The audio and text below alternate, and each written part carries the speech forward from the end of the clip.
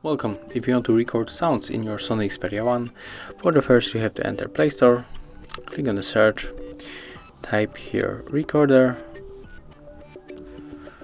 and maybe we can get this application, so click on the install.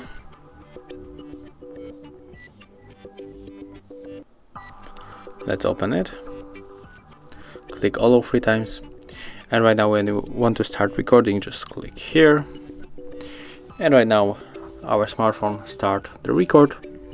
If you want to finish, click here. Right now we can rename our record